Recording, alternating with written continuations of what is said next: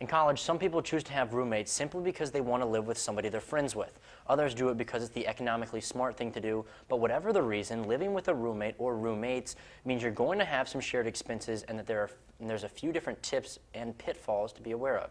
First, if rent is collective instead of paid by bedroom, find a way to decide who's getting what rooms and what each is worth. A blog for Splitwise, an expense splitting app, says that 37.5% of roommates pick rooms first and then split up rent based on the quality of each room.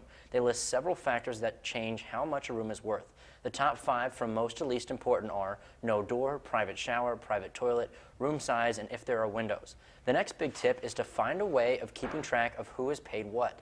This is probably the biggest issue roommates have because no matter what you choose, everyone has to be willing to take part in it. We've already mentioned Splitwise, but that serves more as a reminder and works only if you pay in even amounts.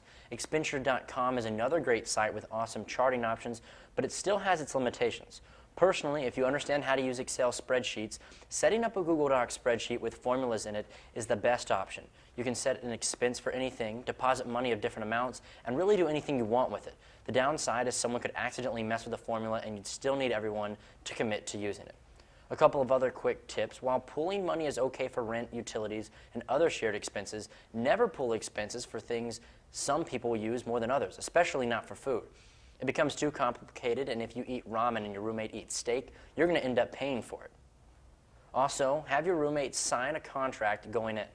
This happens much more frequently outside of college and with people who don't know each other. But if there's shared liability for turning in rent and you don't want to be in trouble for your roommate being late, a contract is a good backup option and helps in case if something else is broken or ruined as well. Also, Bank of America recommends signing up for automatic bill payment. Even if you forget to mail a check in, the payment still goes out on time, so you're never late.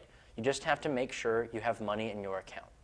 And finally, communication is really the key. Being able to communicate with your roommate or roommate so that everyone knows where the other stands and who's taking care of what when is a huge help. That's all we have time for, but we hope you enjoyed this quick post on tips for roommate finances.